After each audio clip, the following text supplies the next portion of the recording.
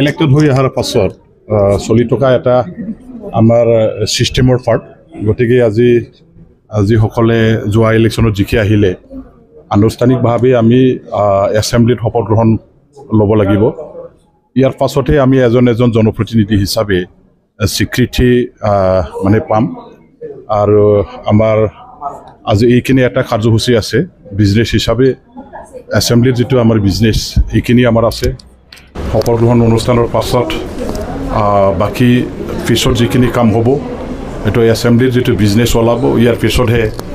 আমি আমাৰ প্ৰতিনিধিবিলাকৰ পাৰ্টিচিপেশ্যন আৰু নিজৰ যিবিলাক মানে কৰ্তব্য সেইখিনি আমি হাতত লৈ পেলাই কাম কৰিব পাৰিম এতিয়া আজি শপত গ্ৰহণ অনুষ্ঠানটো হওক ভালেই ভাল হওক চবেই শপত গ্ৰহণ লৈ ল'ব আৰু আমাৰ এছেম্বলি হিচাপে এতিয়া ষ্ট্ৰং এছেম্বলি যিহেতু আমি পাইছোঁ গতিকে মই ভাবোঁ এইবাৰৰ যিটো আমাৰ চৰকাৰ এই এছেম্বলিখনত আমি আলোচনা বিলোচনা কৰি BTC এটা শক্তিশালী অঞ্চল হিচাপে গঢ়ি তুলিবৰ কাৰণে আৰু BTC অঞ্চলৰ বসবাস কৰা সকলো জাতি জনগোষ্ঠী ধৰ্মাৱলম্বী মানুহবিলাকৰ হকে আমি সঠিকভাৱে কাম কৰিব পাৰিম এটা উন্নয়নৰ কাম আমি কৰিব পাৰিম ন্যায় বিচাৰ অধিকাৰ আমি ৰাইজক প্ৰদান কৰিব পাৰিম এই পবিত্ৰ সদনখনত আজি মই দ্বিতীয়বাৰৰ কাৰণে শপত গ্ৰহণ কৰিবৰ কাৰণে সুবিধা পাইছোঁ আৰু মই ভাবোঁ আজিৰ এই অনুষ্ঠানটো শেষ হোৱাৰ পাছত অনাগত দিনবিলাকত আমাৰ বৰ্তমানৰ যিটো চৰকাৰ আমি বনাবলৈ সক্ষম হৈছোঁ সেই চৰকাৰখনে ৰাইজৰ হকে কাম কৰি যাব আপোনাৰ যেহেতু বিধায়ক দুটা দায়িত্ব বাঢ়িল কেনেকৈ আমাৰ 6 শিডিউলত এইটো এটা ভাল প্ৰভিজন আছে আমি যিসকল বিধায়ক আছে বিধায়কসকলেও 6 শিডিউলৰ এজন মানে আমাৰ কাউন্সিলৰ পাৰিষদ হিচাপে কাম কৰিব পাৰোঁ আৰু এতিয়া যেহেতু MLA হিচাপেও মই বিধানসভাত আছোঁ MLAৰো কাম মই ফেৰালিলি কাম কৰি থাকিম আৰু ইয়াতো BTCৰ MCLA হিচাপে যিখিনি মোৰ দায়িত্ব কৰ্তব্য থাকিব সমানে ফেৰালিলি মই মোৰ কামখিনি কৰি যাম আৰু দুটা দায়িত্ব ইমান মোৰ কাৰণে ডাঙৰ নহয় এইটো এনেও আমি সদায় ৰাইজৰ মাজত কাম কৰি থাকোঁ আমাৰ অঞ্চলত কাম কৰি থাকোঁ এতিয়া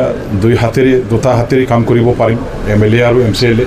গতিকে ৰাইজৰ কাৰণে খুব বেছি ভালকৈ আকৌ কাম কৰিব পাৰিম বুলি মই আশা ৰাখিছোঁ প্ৰগ্ৰাম আছে গতিকে আমি অপজিশ্যন দলৰ হৈ আমি সকলোৱে আহিছোঁ আমি এটেণ্ড কৰিম অপজিশ্যন লিডাৰ হিচাপে আপোনাক যিহেতু দায়িত্ব দিছে কেনেকৈ আপুনি চোৱা চিতা কৰিব য়েছ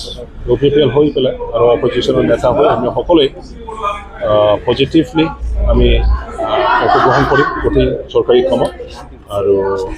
আমি কনষ্ট্ৰাকটিভ অপজিশ্যন হৈ থাকিম আজি আমাৰ মানে পঞ্চমবাৰ BTC যে নিৰ্বাচন এই নিৰ্বাচনত আমাৰ যেহেতু প্ৰথম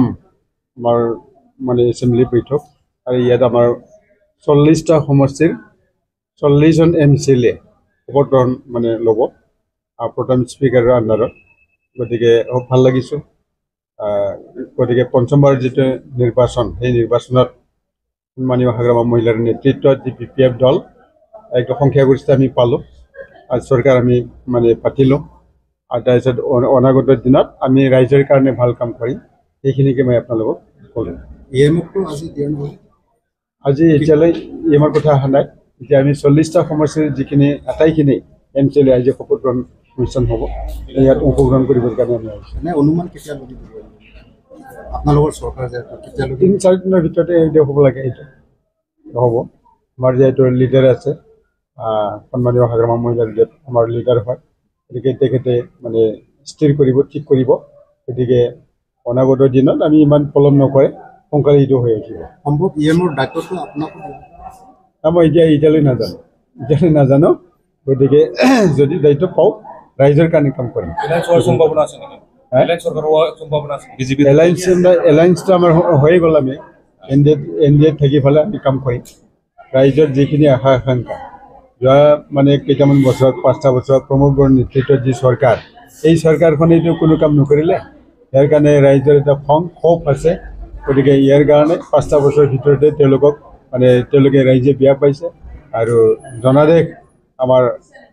সন্মানীয় হাগ্ৰামা মহিলাদেৱক দিছে, VPF দিছে। ইয়াৰ কাৰণে ৰাইজৰে আমি কাম কৰিবই লাগিব।